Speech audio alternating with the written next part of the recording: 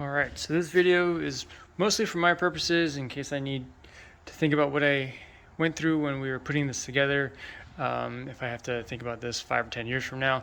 But if there's anybody else online that might find some use from it, this is how we ordered or installed the self-installation kit from TrimLights.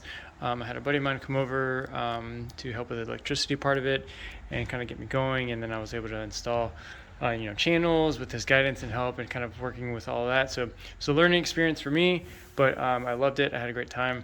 So here in the garage, we ordered the, by the way, the 100-foot kit.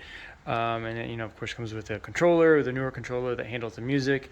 And then it comes with all the lights and all the channels and everything. So here's the box that we installed in the garage. And there's still a couple of things that put buttons on here. Like I want to run, actually hide those. But here is the control box in the garage, the power source, the controller, and we have our little service loops in there. That's all connected in. This is the auxiliary adapter that came in, so we can plug music right in directly to the TrimLight controller. And then, so from up here, the blue wire leads outside to connect to the first set of lights, and then that white wire is our amplification for power that runs up in the attic, which I'll take a look at here in a second as well. So that blue wire pops out, come around the house, actually comes out right here, and then it goes into this first light. So you can't really see it there, but that is where the first connection is made.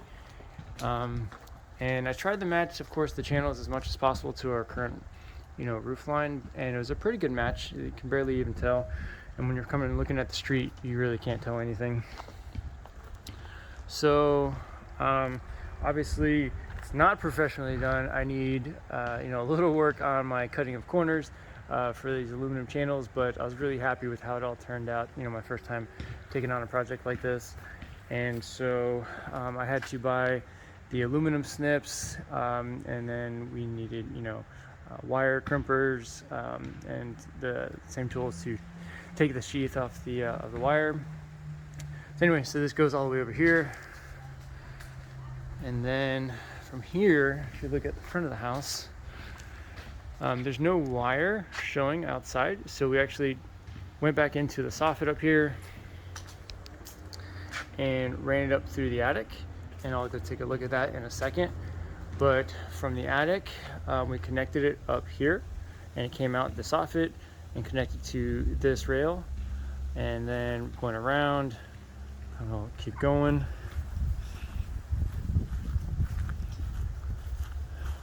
And came out.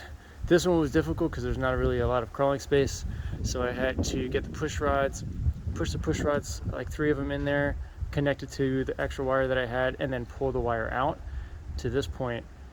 And then once I was in there, I had to move them across the attic a little bit and then use the push rods to push them back out this side. So that took like an hour to do and a lot of figuring out, which was super hot up there, and I probably should have done that at night.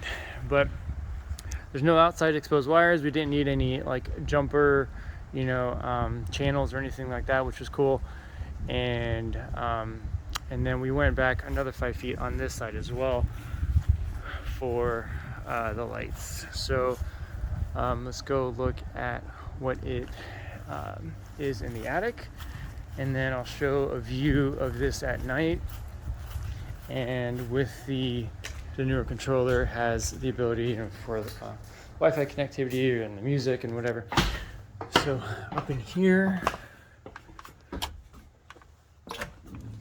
back there, right back, let's see, right there is where the white wire comes up to add extra power halfway through to ensure that there's no weird blinking lights or anything. And then that's how we dropped it over the side to go into the soffit for the blue wire. Now let's see if I turn on flash, so you can zoom in at all. This is just a one-take video. It's nothing crazy here.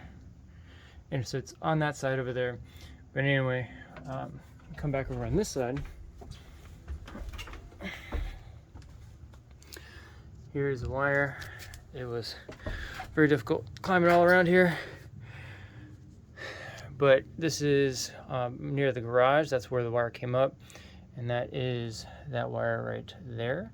So that connects to the top side, and then this is a power wire to add power halfway through, which is connected over there. And I'm not going to crawl that way, but that's all those connections are made with all the parts that came in the kit. I just needed like electrical tape and a couple tools, but I did have to crawl all the way over there to push the blue wire out the attic into the soffit once I had the push rods in here. So push rods came in.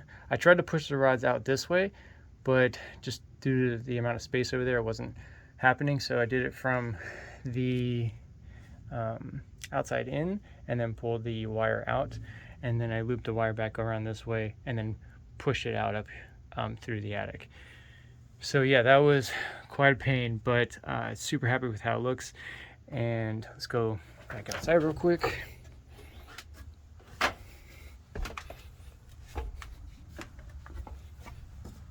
Sorry for the shaky video. Again, this is primarily for me. If anybody gets any use out of it, that'd be cool too.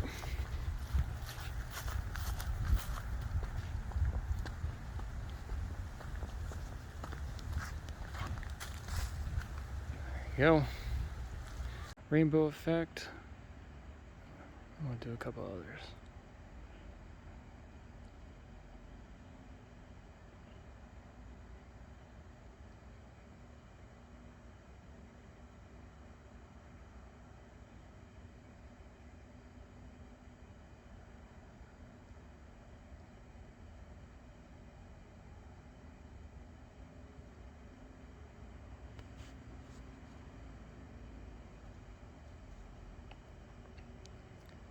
There's a lot of different colors and patterns and speeds and everything you can kind of all configure. Then you can also play around with like the music. So if I go back to like rainbow and say you can do MP3s that are on your phone or your device, a microphone or auxiliary in.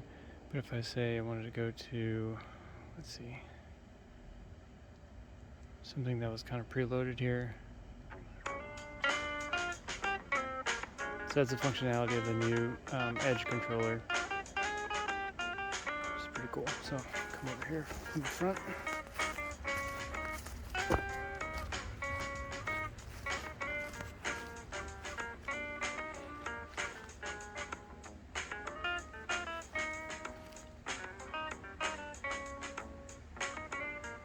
Pretty cool. Really happy with it, and happy to answer any questions.